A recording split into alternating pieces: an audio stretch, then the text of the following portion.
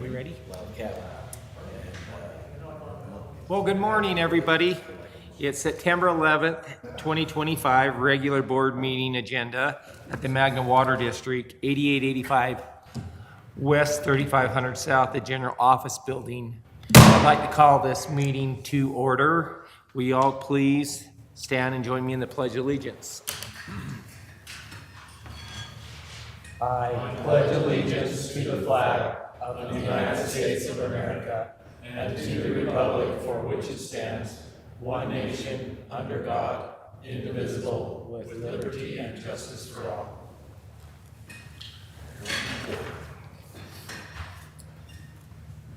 I'd like to welcome the public and guests today. Does anybody here have a conflict of interest that's on our agenda? If not, does anybody like to address the board for any questions? Okay, thank you. So moving on, let's do the approval of the common consents items. Minutes of the regular board meeting held August 14, 2025. Expenses from August 4th to August 31st, 2025. General expenses, $1,756,667.21. Signs bank bond payment, $83,530.83. I'll second it. Good motion, second, all in favor? Aye. Aye. Okay, let's move on to our department report. Clint? Thank you, Mr. Chairman. Just on staffing, I'll highlight with the support from the team here, wastewater collections positions. The interviews are ongoing. We've got a few more scheduled for next week. We have 5 Monday afternoon. Some more quality candidates came Yeah. in that We- we this felt is- like were worth. This is probably one of the biggest turnouts we've had for an operations position in a while. Good. Good deal. So we'll go through that process and then touch base with the board on that status. And then the staff engineer, as you know, that position has been on hold. Part of what we've wanted to do is get that resolved between it being a union position and a management team. That's been sorted out, and so I think Andrew has some ideas on how to move forward. We would most likely complete that salary analysis of where that should be as that type of a position, and then come back to the board next month. Next month is what. So got a question for you on that. So can we get it, because I really think we probably need to move on it because, I was talking to the MSD and with their engineering, they're having a hard time staffing. I think they got 2, maybe 3 that they can't find engineers for these jobs. Of course, I don't even know what the pay is, but, if we could get this put together sooner than later, it might not be a bad idea. And then you know what, you can just reach out to us and we can give you the okay to move forward on that. I can probably reach out to you by early next week. Okay, that instead of waiting a whole nother month, how do you guys feel about that? You That's guys, fine. Yeah, that's fine. Yeah. Nathan, Yeah, is I that think okay? the position was authorized by the memorandum of understanding. Yes, it was. MOU's taking care of it, so it's just setting the salary scale.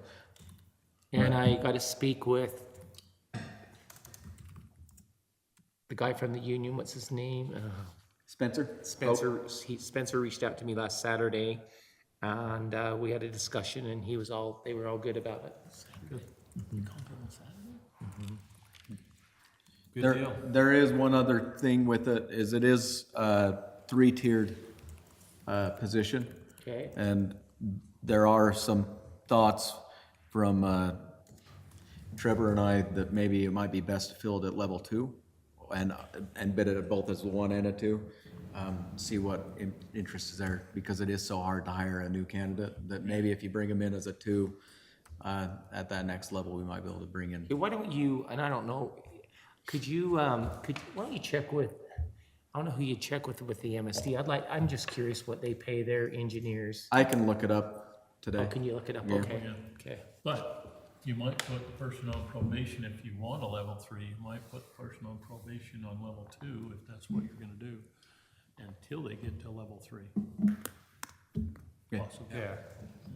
Yeah, we're thinking level 1, level 2, so that would be, you know, having the opportunity to hire someone that's got 4 or 5 years experience somewhere. Sure. Okay, great. So plan on us contacting you early next week with that. Okay, great, thank you. Okay, on operations, just wanted to highlight a couple things for the board. There was some mainline valves installed on 3100 South that Steve can just highlight, which was Yeah, good so for we our put team. two in, one at 8950 and one at 9000.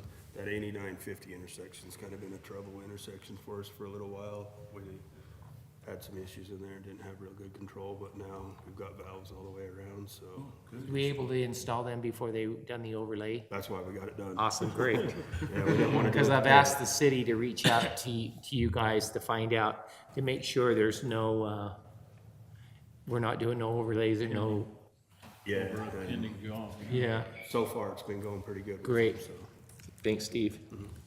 Then the meter crew and the office staff completed the lead and copper sample coordination with the participating customers. So we drop off the bottle and instructions, and they have to fill their samples in a certain way and then send them in, right? We collect them and, Yeah, so the homeowner will take the sample, we go collect it from the homeowner, take it to the lab, they send us the results, and then we get back with the homeowner to let them know their results. Oh, awesome. And as far as all our results went, we didn't have anything that was even close to the MCL, so we're in good shape.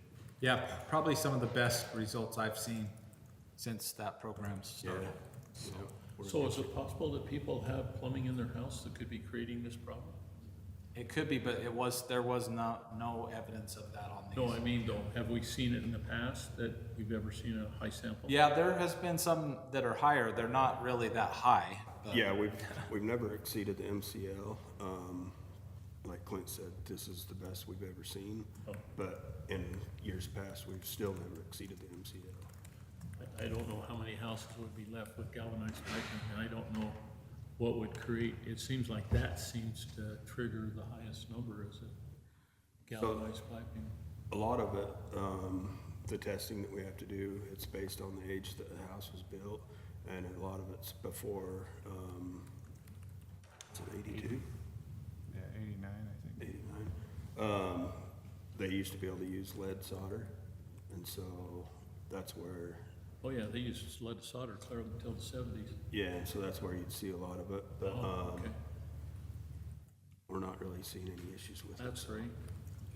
Can you guys hear us in the back? Okay, I just want to make sure you can hear us. Barely. Barely? Okay, we'll make sure we talk to these. Sorry. No, you're good. Okay. They've also, just to let the board know, all of the fluoride's now officially been disposed of, and the facility's clean, and they've started on the demo of the fluoride tanks and things like that. Oh, really? Okay, great. Yeah, we're maybe a quarter of the way through the demo, so. I'd like to sometime come take a tour before it gets winter, if I get a Yeah. chance. Be great. And then on the SCADA, pretty well all of the SCADA installs are complete, with the exception of maybe the, Alliant Tech East. yeah, Alliant Tech. Yeah, just one little bug that they're working through there, and we should be in good shape, so. Great. On the wastewater side, they've completed their permit compliance review with Division of Water Quality with good marks, no concerns. They've also been able to work to get a stormwater permit exemption at the wastewater treatment plant. And Dallas can maybe tell you why that's beneficial to us. Sure. Mr. Chairman, so as far as that goes, because all of the processed water and all of the storm drain water runoff is collected and maintained internally, we don't necessarily need to file for that stormwater permit. So, because everything's kept indoors or in process, we can file for that exemption. So it eliminates some reporting, it eliminates some inspections, and it's just a little less regulatory commitment. So it's been good. It'll be good for us. Great. Clint, I have a question about the RMP. Yeah. We were always having power problems down there. Does this solve that problem? Yeah, Dallas highlighted that in his report as Oh, well. okay. And I'll let him address Okay. that, what's been done. It's exciting news, Sure. Yeah, so. I was excited to see it. On the office side, I attended a town hall at the Division of Drinking Water on a new fee that they're going to be charging. It's in the packet. We'll have an item to discuss that in a little bit more detail as well on the agenda. The operations manager's been getting bids for office cleaning. We'll be bringing back those bids for next meeting.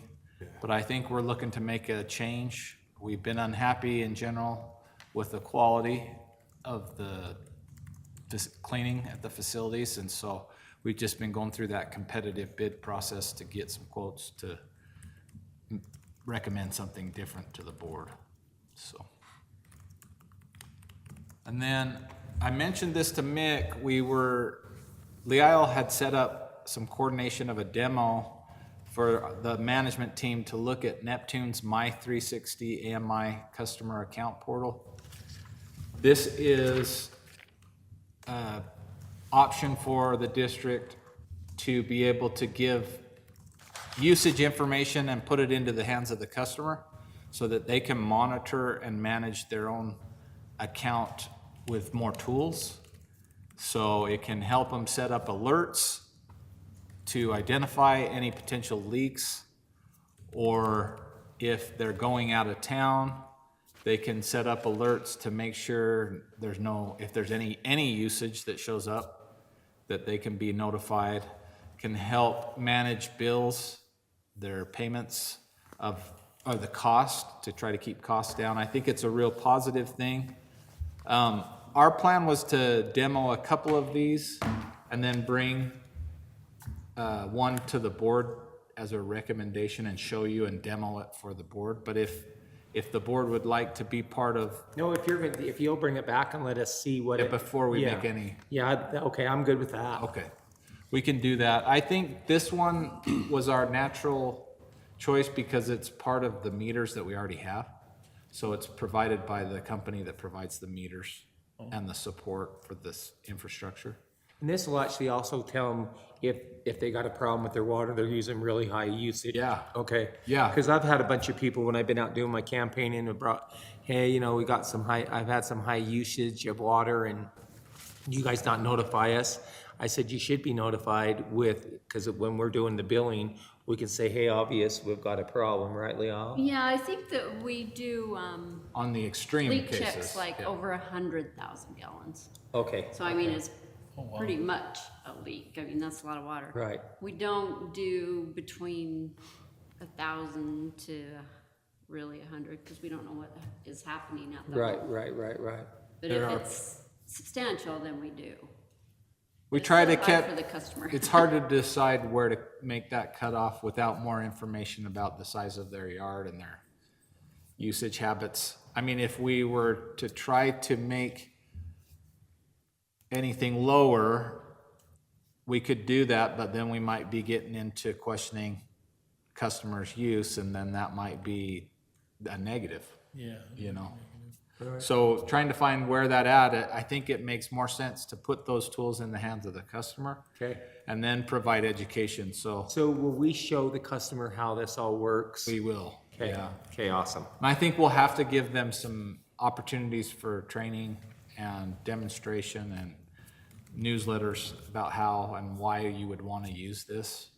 I got it in Harriman and I've used it, but I think they could have done more to let me know what it could do. Okay.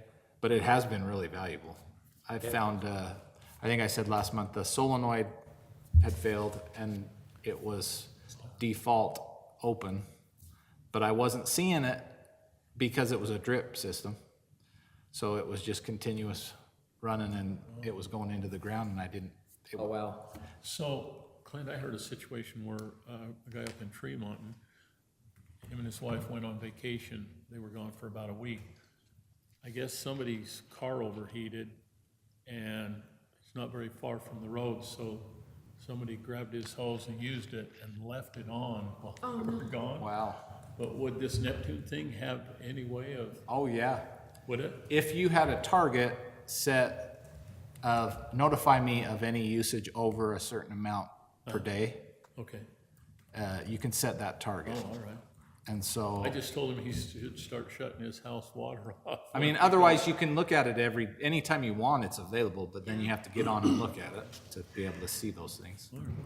But it's a really neat tool, and I So think is it user-friendly? That's what I was just gonna say, it's pretty user-friendly. this one seems to be Okay. pretty user-friendly.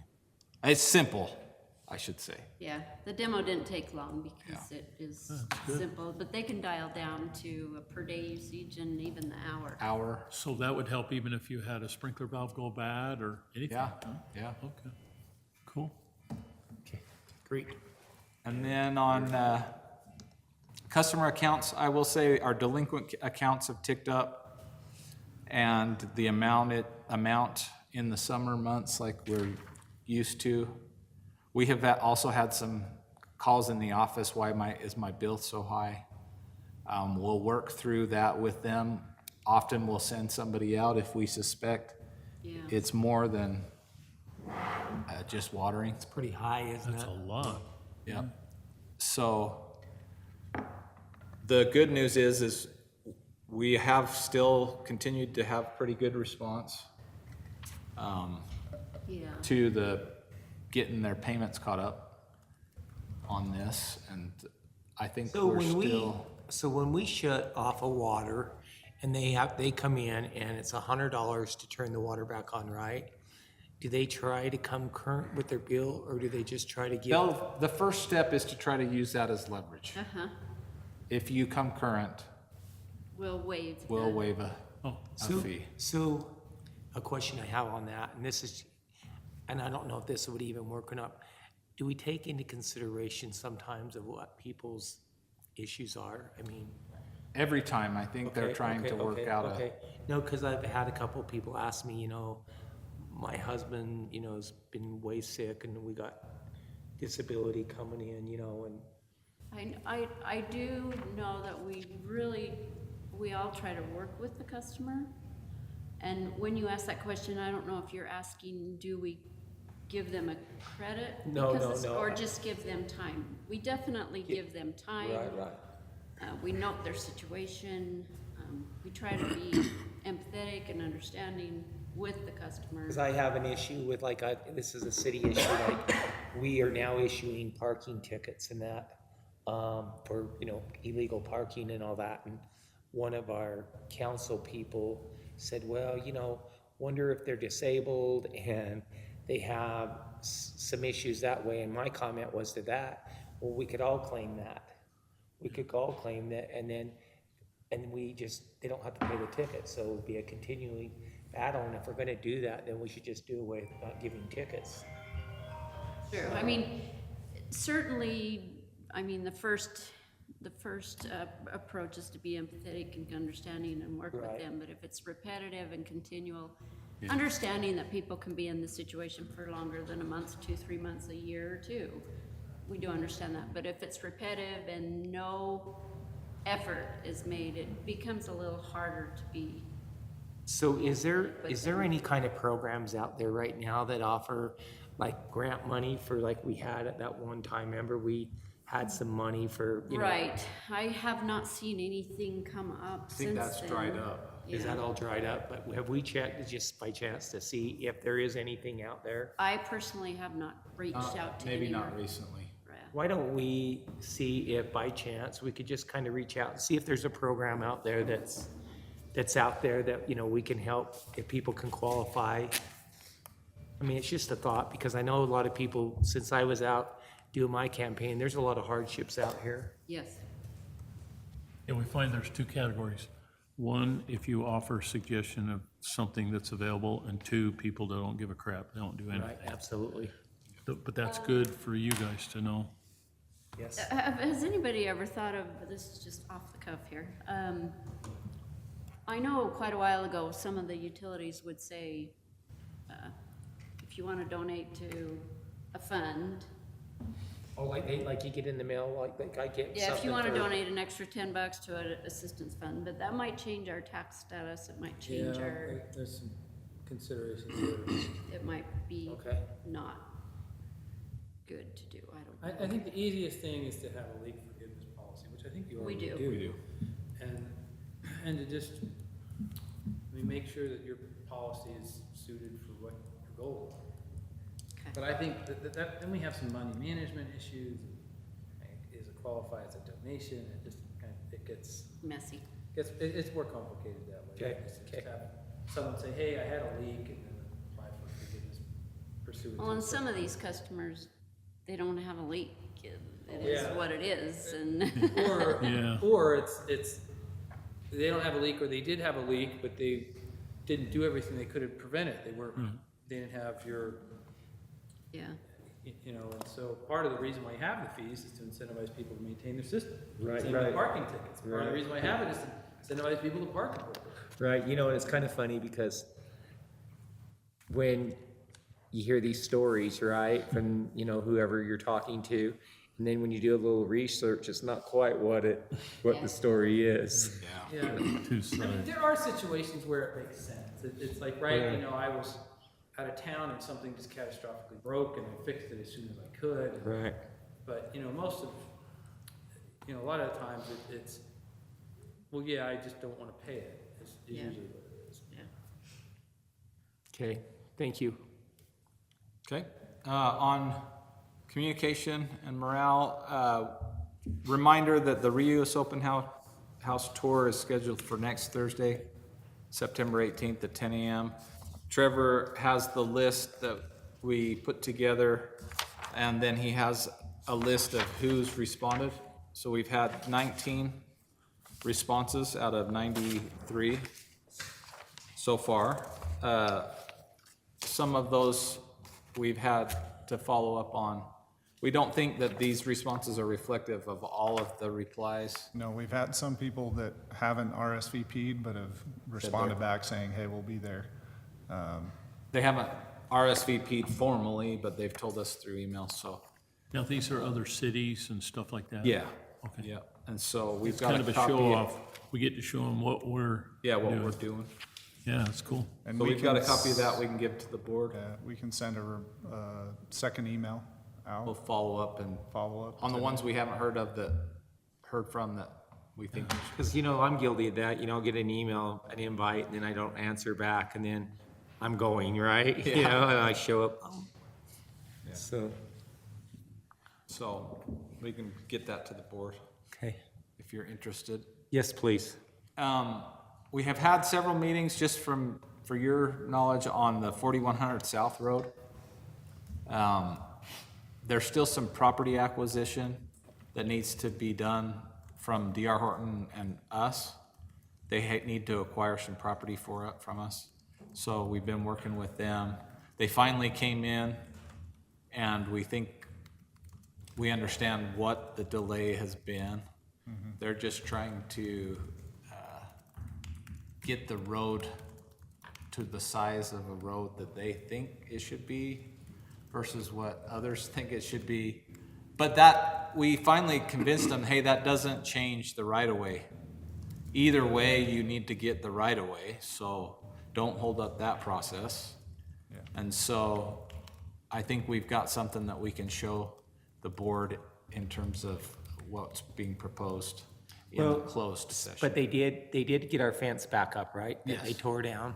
Yeah, I seen that. Okay, so the fence all been put back up, okay? And then they came and presented the other night at the council meeting, and they're finishing up a traffic study that's supposed to be done this week, determining on if they're going to install that road.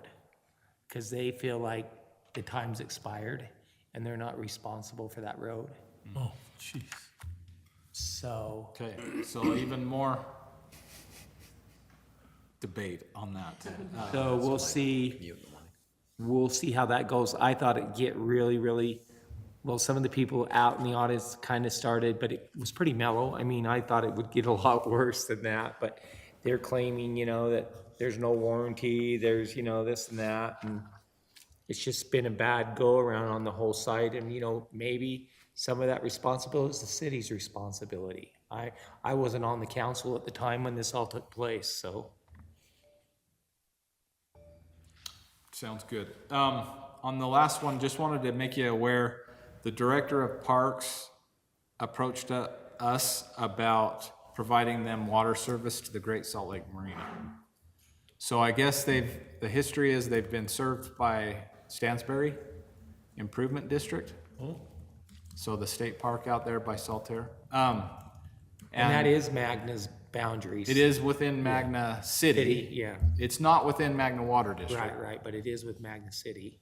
And so their Stansbury connection is failing or has failed, and they need a new service. They've approached Salt Lake City and it's not going anywhere with them, so they've come out to us. And I think we could handle it. We do have precedent. We have put meters at our boundary and then monitored any flow that went beyond the district boundary, and then it was a, how far would that be? Trevor's got A the, long way. was it That's four, like- 4.5 miles from our boundary or Yeah. something? 56 or 72? Yeah, somewhere in the 4 So, mile so it's not range. something we could annex into the district easily. I don't think so. I mean, it's something we could consider that as an option. What's that? Or if you, the board could have two choices. If you do want to serve them, you could put a meter at the boundary and we could monitor any flow that goes beyond our boundary and charge a certain rate for that service, like we What's your have. re- what's your We've guys' done that, we've done that for Central Valley. Yeah.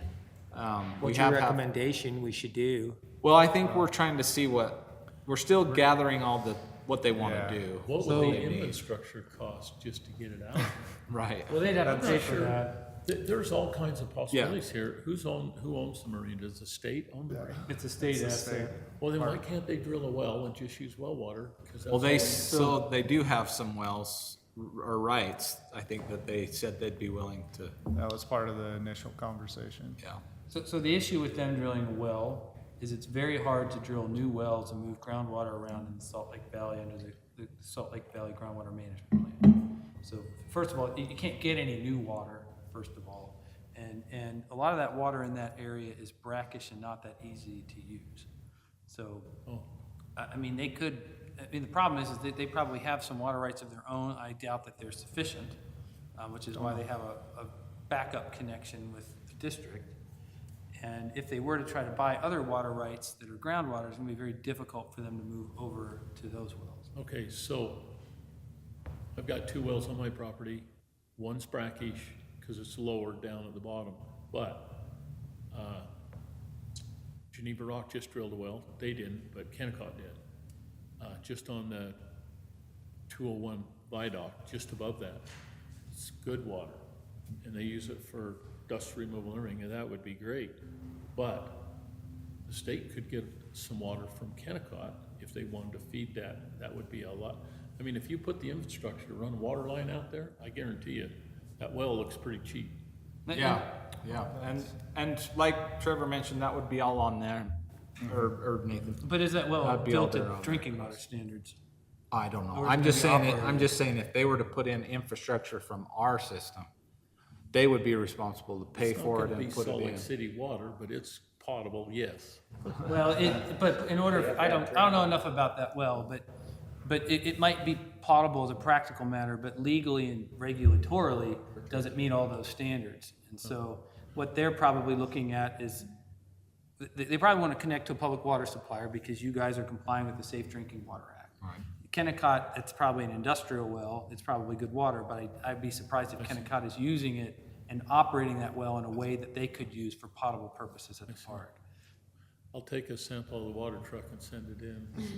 So you say that wouldn't it be cheaper for them to fix their stuff over, It doesn't sound like okay, they, That's strange that their connection, that would be easier for them to connect to our right, system. you think it would be, huh? it is, and we could have them, we could invite them.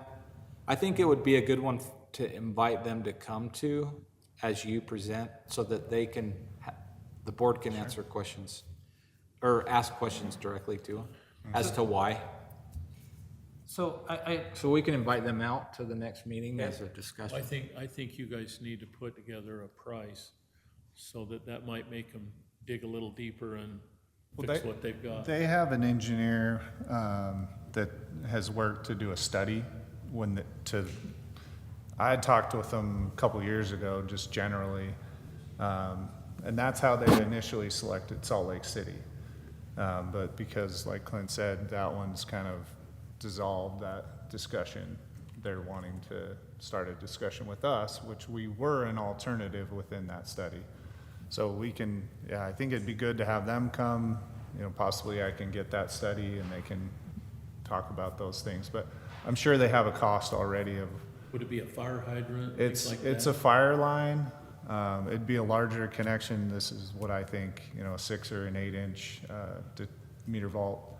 And then they want fire water as well as service, drinking water. I guarantee you. You're talking You take our water and put in a 5-mile line, Yeah, you're, won't meet drinking water because there it'll are be multiple stagnant. hundreds of thousands.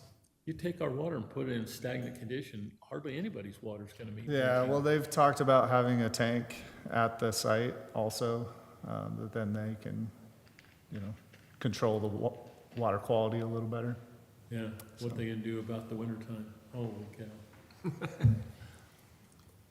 So I guess the question then for the board is, do we want to continue down and hear what they want to propose, or do we just I want don't to have a problem with, hearing what they want to Okay. propose. What do you think? I'd say if you put a cost together, we probably ought to stop at that point.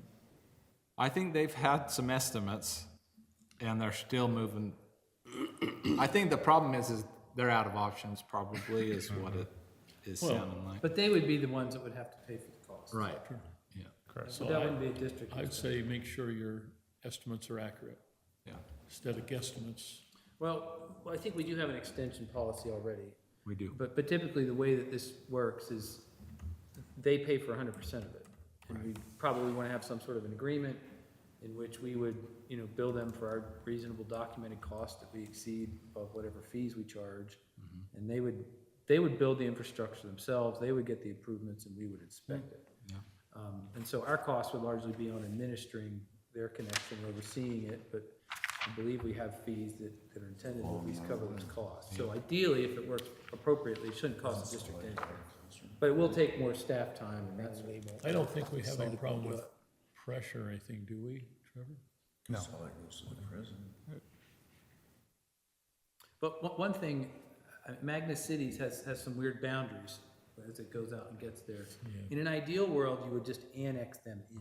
And so that may be difficult. I haven't looked at who owns all the property, but that may be, if that could be the discussion where you're annexing that property in, Yeah, that's usually the ideal situation when someone says, hey, I want to be part of the district. The district will say, well, annex in. Yeah, And then we could do a pre-annexation. Is it worth agreement having a process. discussion only item before there's any action? Yeah, I think so. Maybe October is discussion and I'll invite them. And then from that point, we can look to Yep. have something approved in November if that's, I mean, the problem with the annexation is it does open up us to serve that whole area. Yeah, well, The one-off allows us to continue to make decisions a little bit easier on a case-by-case basis. So there's some positives and negatives. I think we would have to do quite a bit more analysis if we were to go the annexation route, which it couldn't be done, but. I'm wondering if that went in, if the salt air would try to tap onto that resource. Because right now, they just haul their water in, don't they, Meg? Lord, I'm not quite positive about that. So there is a provision in the code, 17B1402, in which you could, your area does not need to be contiguous. So if you wanted these guys to connect, Oh, just a you special. could have them just say, here's our parcels that we want to be part of the service area. They could file an annexation petition, and we could just annex their property. And the reason why I think annexation would be preferable is then they're part of your service area, they apply to everything you do. Otherwise, it's just gonna be, everything's gonna have to be by a contract and agreement. Oh, And so typically, the way an annexation would work, whether it's a city or districts, and there's a different process to do both, but typically what I recommend is you do a pre-annexation agreement in the beginning, where you say, listen, we have to go through a prescribed statutory process. We can't guarantee that we'll get this approved, But here's the process we'll follow, we all agree upon it, and then if the board does approve it, here's the terms and conditions that will apply. And so, but typically, the way an annexation works is either the board can adopt a resolution, but I think what makes more sense in this case is for the property owner of the state parks to file a petition with us, and then we would go through the process. Okay. Well, we could talk through those things with them on an item. Yeah, that sounds good. Okay. And then I'll just highlight one last thing on communication with customers. We did have some questions on white spots on plants from the secondary water. With the reuse, we've seen during the real hot summer months, if they've got some plants that have broad leaves and they're sprayed, if they dry on the leaf, there's some residue. Dallas did some research to confirm, but that's pretty common with reuse water. It's got some minerals in it. Harmless to most plants unless they're really extremely salt sensitive. And we've had a little bit of it out here. It was interesting, it didn't last all year. It was just like a couple weeks. Right. So they just need to go to drip instead of spray? Drip's a good option if they can, Okay. or just consider their tolerance of their plants. Right. We put together some talking points so that if the Front office. front office took calls, they could communicate to the customer. We printed some pictures so they knew what they were up against. We wanted to communicate that this is not unique to the Magna Water District. It's unique to reuse water, but it's not just a district issue, it's statewide. Anyone that's on reuse could potentially see these things. Okay. Plus the drip system is better utilized than spray anyway. Yeah, As hot as it is and everything, you really shouldn't be spraying. There's some grant money from that through Jordan Valley Water too and we just kind of need to let people know about that. That's my report unless the board has anything else. Nope, it's great. Any questions from the board? No. Okay, let's move on to our engineering report. Thank you, Board and Chair. Let's jump down to some that have got some progress. The influent pump station, the grip building is, all the blocks done. Starting to work on the roof. The influent pump station, all the concrete walls were formed. They've done their water test on that. We'll start to see some of the interior walls that will be for the stairs and for the pumps, screw pumps themselves happening in the next few weeks. And then some on-site, some more just general on-site pipe work, manholes, things of that nature. And then we have our wastewater treatment plant facility plan update. We'll be looking to present that next month, go through that report in full. Hayneswell number 8, still in a holding period with the EPA and their staffing.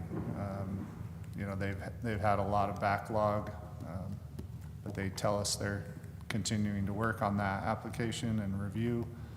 Haynes number 7, the rehabilitation, they finished their acid treatment and their chlorine, and they've been basically dual swabbing the well to remove a lot of that sand and develop it. We're seeing quite a bit of sand in about 100-foot layer in the middle that they've been putting a lot of focus on to clear that up. That's important because we have the filters at the treatment plant, and we want to get as much sand out of our wells, so that's not being pulled to the plant and affecting those filters. West Side Collection Project number 2, we had a 60% design meeting, going well, moving towards 90%. There aren't a lot of issues there. We're crossing 2 canals, C7, we're crossing the Ritter Canal, but those are pretty standard crossings, bores with some casing. Change House, we had our kickoff meeting. Engineer and architect are working. We're looking to schedule kind of a review meeting of initial design and some architectural features that we would like to invite the board to be in that discussion. So once we have a date set for that, we'll reach out and see if that works and reschedule if need be. Secondary water reservoir, we had our pre-construction meeting. Epic's been reviewing a lot of submittals. Newman has said as of this week, they're looking to start 1st of November. They still have the deadline of completion before our 2026 irrigation season. What's the address of that Zone 3? So it's up by our Zone 3 tanks. Go to 4100 South in Bacchus and then head up that dirt road. Oh, it's up the To the dirt road? south. Okay. Yep. How far up? A quarter of a mile or? I don't know how far that is. Up over the railroad tracks, and it's right there. Oh, okay. Yeah, our water tanks are visible and it's just next to those essentially. And then our lead and copper project, we've got a bid recommendation in the packet for today, and then after that, we'll continue finalizing things with the state on our loan and loan forgiveness. Okay. So, any other questions on anything there? No. Okay, thank you. Thank you. Okay, Steve, let's move on to the water report. All right, thank you, Board and Chair. So the culinary water production for the month of August was 255.08 million gallons, or 782.89 acre feet. That's a 7.35% increase from 2024. The year-to-date production for August was 1,372.68 million gallons, or 4,212.91 acre feet, and that's a 10.35% increase from 2024. So far, year-to-date, from Jordan Valley, we purchased 532.32 acre feet of water from them. The secondary water production for the month of August was 101.23 million gallons, and that's 310.71 acre feet, which is a 7.09% increase from 2024. Year-to-date, we've done 382.32 million gallons, or 1,173.41 acre feet, which is a 11.65 increase from 2024. As far as call-outs go, we've got a total of 39. 37 of them were water and 32 were wastewater, for a total of 145.5 hours total. 133.5 of those were water and 12 of them were wastewater. We had 2 mainline leaks, 8 service line leaks, and 29 miscellaneous calls. The miscellaneous is the ones where people call in to see if they have a leak, right? Yeah, so a lot of those were actual, the homeowner actually had leaks, and so we have to go out and shut their water off, so Okay. that we're not. And the wastewater stuff, is that just for like, with computer stuff that's happened that we've had to go out on? Some of the wastewater stuff was the equipment issues. There was a chopper pump that got clogged, and so it gave a high torque alarm, which tripped the call out. So that was several of those hours, and it looks like that happened twice.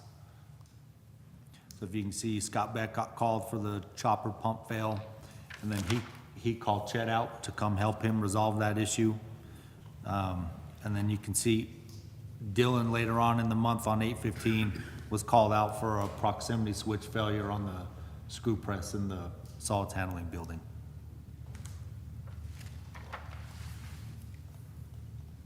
Thank you.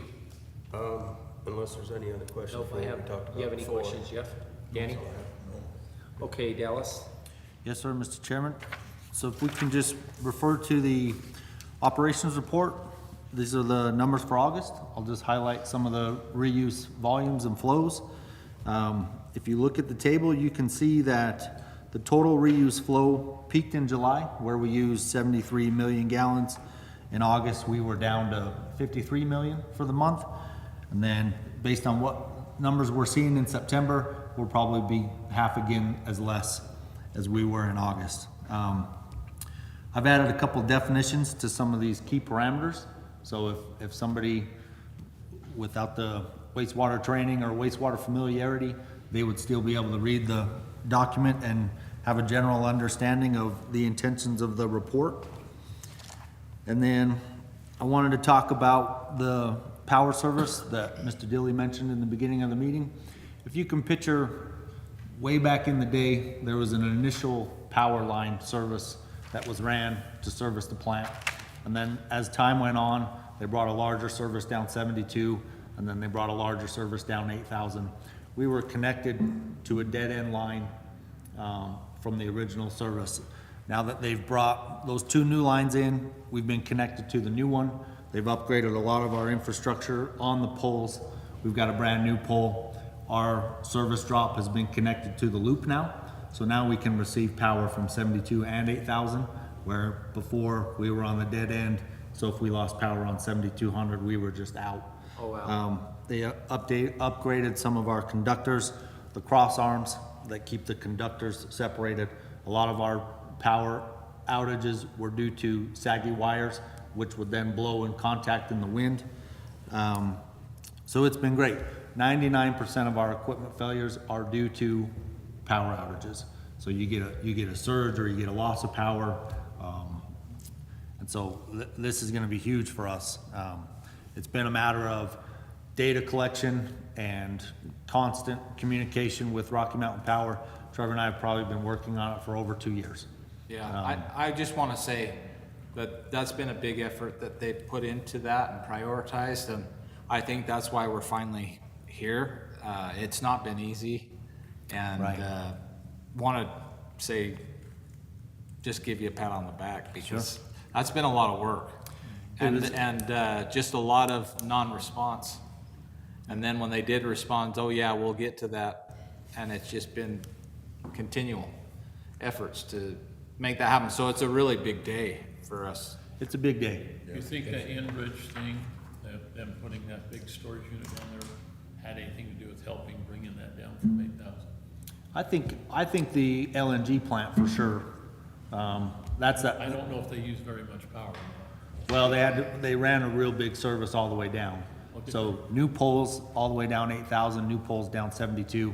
We've got a couple new poles, and a lot of the infrastructure tied to our existing poles has been upgraded. Well, that's great.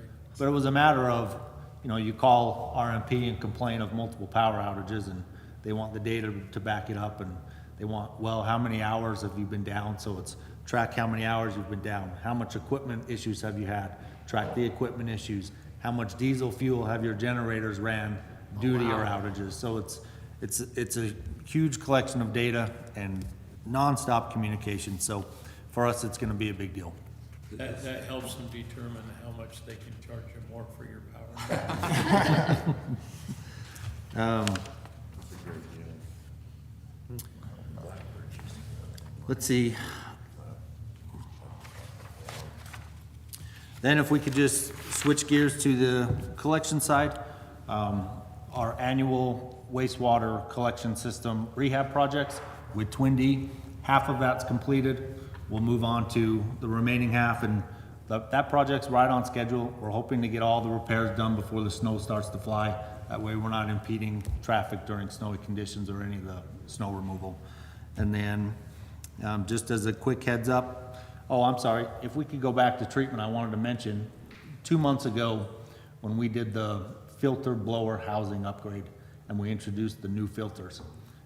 We ran those for 60 days, and we ran that on half of the filters. So we've got 8, we put them in service on 4, we watched them for 60 days, measured performance, everything looked good, no negative side effects, so we installed the upgrade on the other 4 blowers. So now we've gone all new filters, the bigger housing and the bigger filters. They'll probably pay for themselves, all Yeah. that extra cost. It's, Sure. we were excited to get that done. And then, last thing I'll add, Mr. Chairman, is the Vector flush truck. They're currently working just west of 7,200 west, above 35th. They're working their way down. And then the camera van, they've inspected everything from 8,400 to 9,200 west, and they're just above 35th South now. Great. So, unless there's anything else, Mr. Chairman, that's my report. You guys have anything you want to address? I just wondered, do we still have, how many hotspots do we still have in the community? There's probably 32 sections. So when I say section, I mean from manhole to manhole. There's probably 32 hotspots that we monitor on occasion. Typically, we'll go before a big holiday weekend, certainly before the Super Bowl. We'll go at least visually inspect those, if not mechanically run them with the flush truck. Great, thank you. Thank you, Don. Okay, Lee Isle? Thank you, Chair and Board. So as far as our compliance, we are in compliance, but we do have a lot of things coming up. Obviously, September is the end of the third quarter, so there's a few reports due then.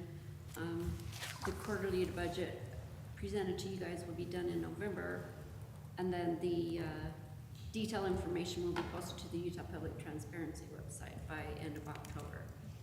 The biggest thing that's coming up is we usually have a tentative budget ready for review and adoption on our October board meeting. So that will be coming up. We'll go through the budget process.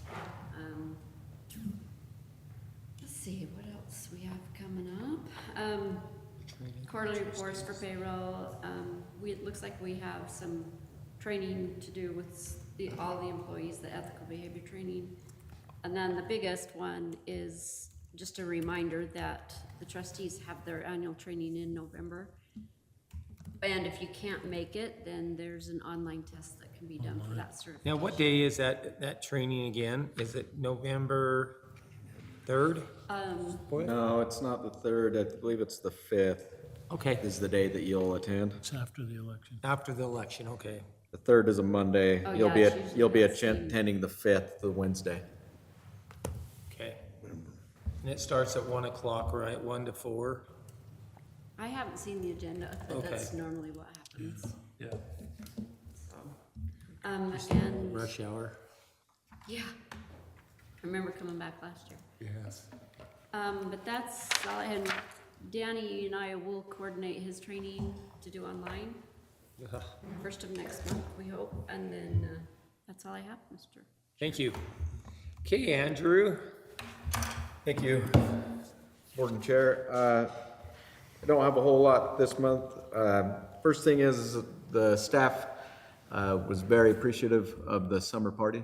Good. We appreciate the board's support in doing that. This month, we're focusing on fall protection for our safety topic. I think that is a big deal going on around right now. And so we're covering all things with that. We're also working on getting the WCF to send out a safety consultant to help us look through all of our skylights and things like that. Okay, awesome. Then last, this month we have 3 employees going to traffic control technician course in 2 weeks. And then we have one of our supervisors, one of our leads going to traffic control supervisor course that same week. I think we're making good progress on getting everybody trained on not only all things OSHA 10, but as well as traffic control and traffic safety. So that's all for me, unless you guys have any questions. Yeah, I do have one question. So what did we decide on the T-shirts? Oh, I do have the T-shirts Or the and the sizes. It looks to me that it will be a cheaper option. And so if the board is ready to move forward with that, with the water side, I think we're ready to do it as well. I'm ready to move on if you guys, you okay with that? Yep. Okay, do we have to put it on, can we, It's still just the same as we provide the uniforms. This will just be the water side's uniform.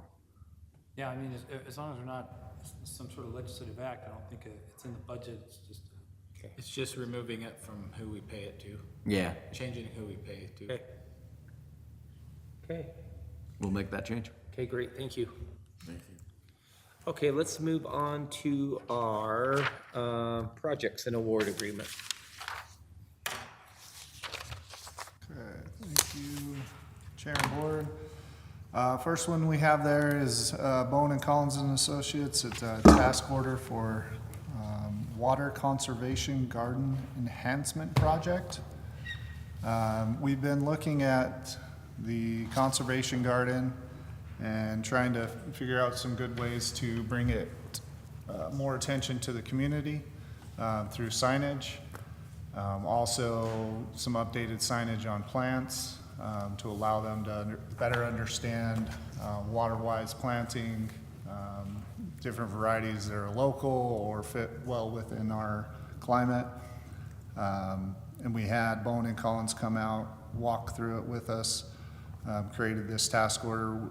We intend to also apply for Jordan Valley's grant, member agency grant for this, where they'll cover 40% of the cost for this type of project. So just to kind of have a reference, task order here, $27,678. 16,600 of that would be our match. Right. And Jordan Valley would cover the remaining amount. We also had Courtney Brown, who's the conservation coordinator over there at Jordan Valley, come. Would he come over? Yeah, we had a great walkthrough That with was him. great to have him out. He was surprised at what we had out here. Yeah, he had no idea. And in those conversations, you know, they've looked at it, and from their kind of management team over there, they'd like to help along the way in this. I would love that. With plants, design, you know, cross promotion of our garden, their garden.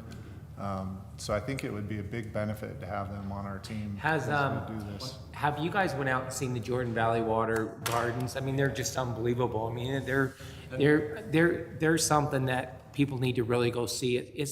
When I walked through it here a while back ago, I was just like, holy shocked. And they're always always adding to it, you know what I mean? But, because now that road along 13th West, right there, is all been taken care of. They're gonna fill that all in, but they spend a lot of money on their gardens. But I've had people say to me, oh my gosh, can we take wedding pictures back at your gardens? I said, comes with a cost, but yes. No, I said, sure, absolutely, if you guys want to come in. And I would love where people from the community could, and that's probably our fault, that we need to probably advertise it more from spring to summer, you know, about getting people to walk through here. I think one of the reasons we haven't pushed that as aggressively is we have like the base set, right? But we don't have how to transform that into information that they can take home and then change their habits. Right. It's like we have all these plants,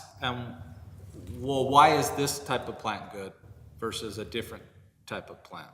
That is what we're missing out here. Okay. And that's what we have struggled with sending people back here, is we don't have those points of interest and those stations that they go to for a specific purpose. We have the places, it's really easy to envision it, but it's just not that final step of actually having the educational tool to help drive Do you do a flyer or do you do a plaque? Well, I think that's what we're proposing, is some more signage and plaques, an overall sign that kind of shows a route through the park that they could walk, and the stations that will take a topic and educate them on. Like, we've got different landscape cover examples out there, all in one area, where we could put up a sign and talk about the benefits of some versus the others. Yep. You know, and those types of things versus grass. We've got different sections where we want to have different types of grasses and say this one's low water use, this is why it could be beneficial out here. Just that type of thing throughout the whole garden is what this will help accomplish.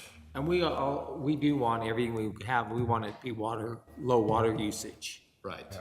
And that, but yeah, I think that would be awesome. But it's difficult because there's not and they've acknowledged this, there's not a lot of landscapers that are real familiar with the specifics of this approach. Nope, you're right. And so how do we get, our staff also struggles on the education, because it's so specific and they're talking about even running legislation to try to get some sort of landscape certification for landscapers that would know how to do this type of. A Landscape. while back ago, and you guys will probably remember Todd and them, about the postcard they set out about the city, about the landscaping, you know, in a perfect world, right? Look, that's what it should look like, right? But unfortunately, it isn't a perfect world, and, you know, and I accept a lot of phone calls over that about, you know, you want us to have this, this, this, and it's like, I don't even meet that criteria. And, so, you know, and the thing is, it's just education It is. doesn't happen overnight. No, it doesn't, and I noticed, I don't know if you noticed, as I was driving up here, right here on 35th South, there's a gentleman over here that does blacktop. Have you guys seen his yard? He's done a really nice job over there. Yeah. I gotta go ask him where my sign's at, though. But Jordan Valley said that they could do things like, if they know about this and we're up and operating, if they have an event and somebody's interested and they live out in this area, they can direct them to go see our garden, you know, or things like vice versa, we could send them out. So they would And have we a much more budgeted active role. for a full-time gardener over there at Jordan Valley, so they have somebody out there every day, you know, so, and it's not like here, you know, but like I said, yes, I think that would be a great deal, and we could, you know, when you guys said you did that education class here this Yeah. spring, had a lot of people turn out. Maybe we could do one, maybe like spring and fall, I don't know, maybe you just wanna do it in the spring, I don't know. I think spring and fall would be good. I think with an enhancement of the educational tool, we'll be ready to really push those types of events a lot more aggressively. Okay, great. Very good. Does somebody wanna make a motion on this for the 27,000? Mr. Chairman, I'd like to make a motion to approve the Bowen and Collins and Associates task order for the Water Conservation Garden Enhancement Project in the amount of $27,678. I'll second that. Been motion second, all in favor? Aye. It's really funny because Jordan Valley had well, it's a pump station, they made it look like a house, have you seen that? And the landscaping and everything. That's cool. That's cool. I You know, said, just recently I went up to Progressive Plants up here and to On get Baptist some of those Highway. same rocks we have here. And I was talking to the guy at Progressive Plants, he says, no, we'll sell to anybody. Because I was told they only sell to wholesaler and landscapers, but they said, no, save to, and they have quite a selection up there and they're close. right? You know, it's funny, I think back in the day, they used to only sell to the wholesale, but now I understand, like you said, you can go in there and, They've got a lot of selection of different. Yeah, and if we know that, we can direct people to some options that are, I didn't know that. I thought they were. wholesale. He said We we'll can have sell garden Nathan, sponsors. you know where that's at, Yeah. right? Yeah, it's right next. Love that gate. Yeah. So, Yeah, they got a lot of stuff up there. okay. Great. Okay, the water line. Okay, so we had our bid opening of the water service line replacement project, and this is the lead and copper service line replacement. We had, I'll just go to the letter here so we can refer to that. AE2S was helping us with that bidding. We had 4 bidders: Tempest Enterprises, Utility One, VanCon, and Beck Construction and Excavation. As you can see, Tempest Enterprise was the low bidder, $512,100. That, just for kind of a reference, is about $7,400 per service, which, you know, from my experience of development and people, you know, replacing, that's a pretty good cost per service. So we're confident in their bid, especially with Utility One coming in relatively close there. Tempest has done work out here in the district. They did a lot of the Dominion work, mainline connections, a lot of gas. Really sharp on. AE2S also called some of their references where they're getting positive reference. So we're confident that they can complete this task and work well with us through the process. So, Great. Yeah, I mean, they know how to do services to houses and everything. They're sharp. In fact, the bad thing you get is people are trying to get us to get insurance on our gas line to our house. I have old people call me and say, hey, do I need to? No, you don't need to worry about it. yeah. Your service is from the meter to the appliance. Oh, well, we'll insure that too. No, you don't need to insure that. But some of these people, they get out there are not as qualified as Tempest are for doing a gas line replacement or something. It's Yeah. crazy. So, Mr. Chairman, I'd like to make a motion to, for the water service line replacement project, award to Tempest Enterprises in the amount of $512,100. I'll second that. Been motion second, all in favor? Aye. Aye. Thank you. Okay, administration. Okay, Trevor, the update on the Magna Water Details. details. Thank you. Whoever. So we, just over time, we've been, kind of redlining our details with different things that we've seen as we inspect projects and we work with contractors and questions come up or things of that nature, and finally got to the point where we felt like an update was needed. So if you look at the letter, none of these are really substantial. It's a lot of clarification, giving additional information so that we make sure that, when they're sending us submittals for review or parts are showing up at the job site, we're getting correct things. We don't have to, go back and forth with contractors over things that, Oh, that's good. we should have up front, they should know. So I've listed out all of those changes. I've added the full detail to the packet. If you have any specific questions on any of the adjustments, we can discuss those. No, I think that's excellent, especially where you call out certain meters and stuff, so it's consistent with what we use. That's great. So, Mr. Chairman, I'd like to make a motion to approve the updates to the Magna Water District standard details. I'll second that. Been motion second, all in favor? Aye. Thank you. Okay, new division of drinking water. I can take that one, Okay. Mr. Chairman. In your packet, there's a flyer that the Division of Drinking Water put out to all the public water systems. This is the one where they're looking at charging a fee to pay for their services. So the federal government is taking away funding. They're not gonna, usually in the past, a majority of the way that the Division of Drinking Water was funded came from the federal government, and that is going away.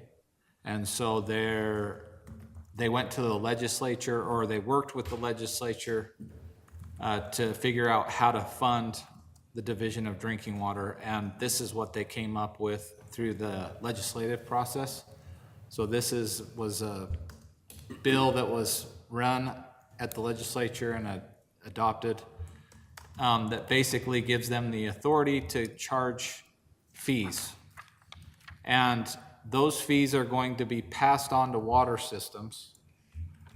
And we're gonna have to pay the Division of Drinking Water a certain amount for the usage that we have. So it's based on usage.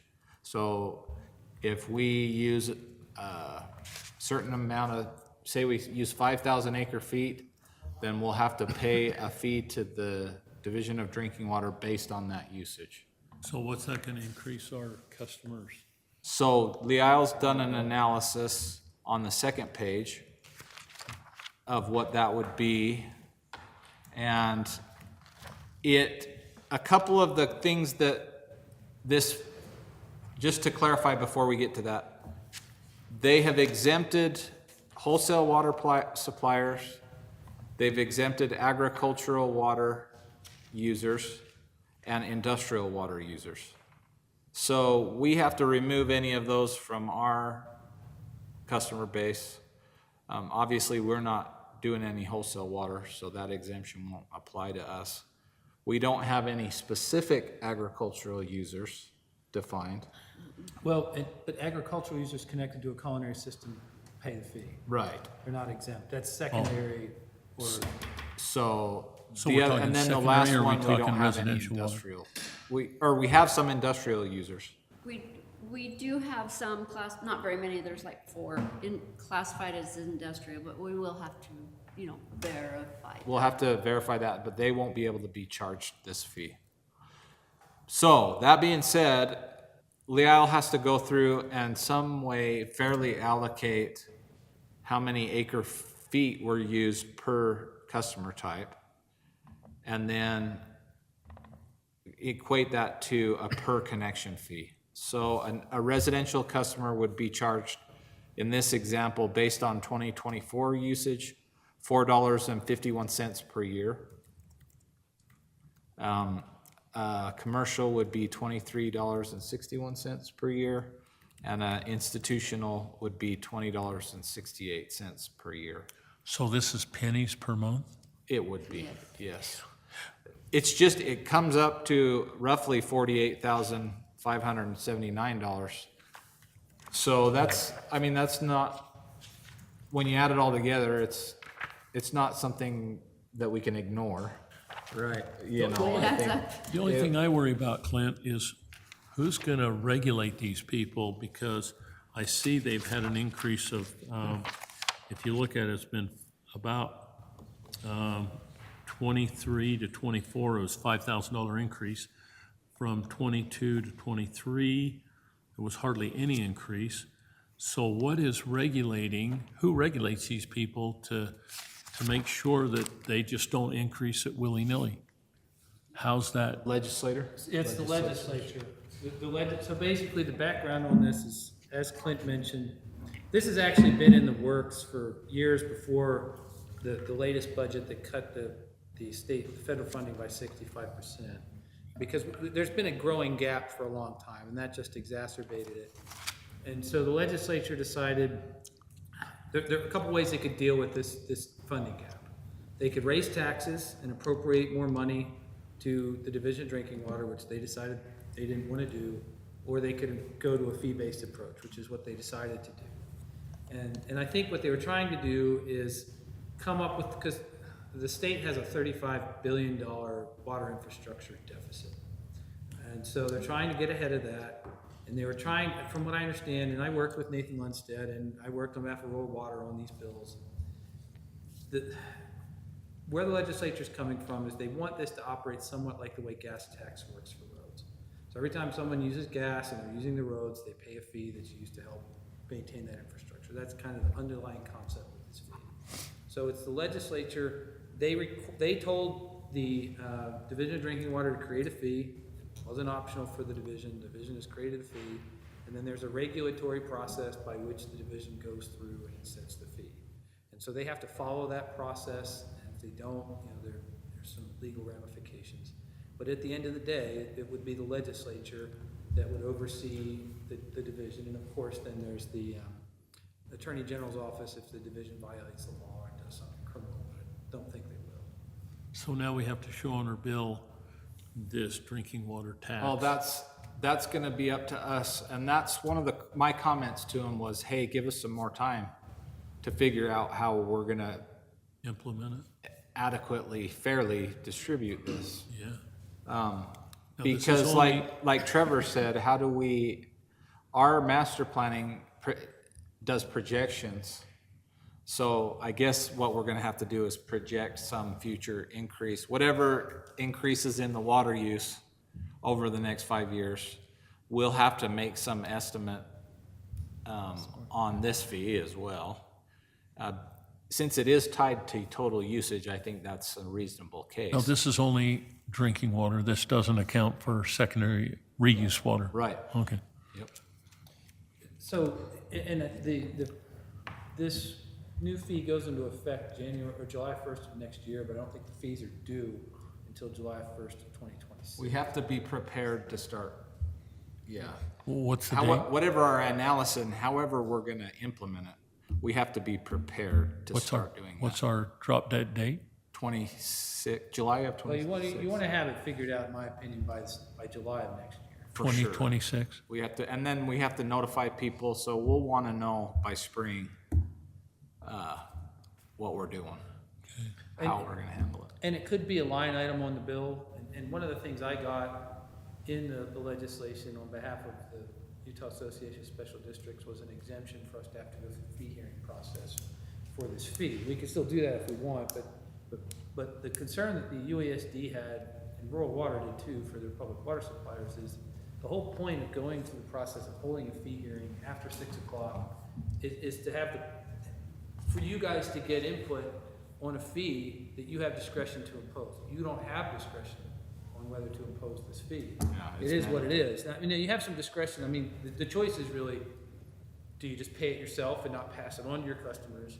But if you pass it on to your customers, then it's like, well, how do you list it in the bill? But there is no way you can.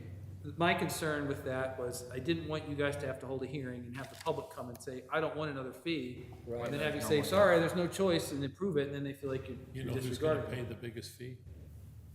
The golf course. That's gonna be your biggest number in the whole city, because that's drinking water used to water grass. Yeah. And they can't be exempted, can they?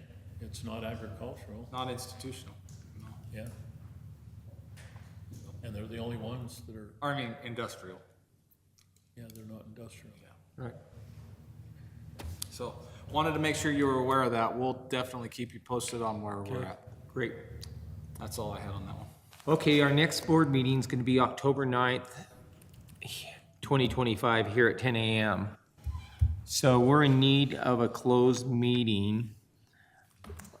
So Jeff? Mr. Chairman, I'd like to make a motion to take a brief recess immediately following closed meeting to discuss character, professional competence, physical or mental health of an individual, purchase, exchange, or lease of real property, including any form of water right or water share, and collective bargaining purposes pursuant to Utah Code 52-204 through 205. Second that. In motion, second, all in favor? Aye. It is 11:17. Okay, does someone want to make a motion to close the close, open the open? Yeah, I get the time here. Mr. Chairman, I'd like to make a motion to close the close and reopen the public board meeting. It is 1:01. Second that. In motion, second, all in favor? Aye. Aye. Do we have any other business that needs to come? Andrew did say that the not Little America, the Hilton, where they're gonna do the Christmas party this year down at the International Center on 5600 and 80th. I mean, I-80, it's like 3,800, it's $2,000 cheaper, so well, good, then we can get more presents. More Yeah, but it's surprise- closer, and I've been to that, and it's pretty nice. I think it'll be And, It's not as crowded as. So I said, you know, it'd be where kind we of cool, to go- let's go down, it'd be kind of cool to go tour it a little bit. Lael, is that the same place we had it years ago when I first got on the board? I can't remember if it was Hilton, but I think so. And then you can check if the people want to stay down there, if they're gonna have some I thought it drinks. was nice, But it's not as crowded as Little America was. exactly. I Right. think it'll be really nice. But I'm gonna miss all the city lights. We'll send out the save the date this week, so. Didn't it have a little courtyard on the outside? yeah. If you wanted to dance or whatever. Yeah, you out did, there. and then it had that, pond too. Oh, yeah, it was nice. Yeah, it's pretty nice. Okay, do we have anything else? Do not, does anybody have anything? We're good? Okay. Okay, so I want to make a motion to adjourn. Yeah, Great. Mr. Chairman, I'd like, go ahead. Make a motion to adjourn?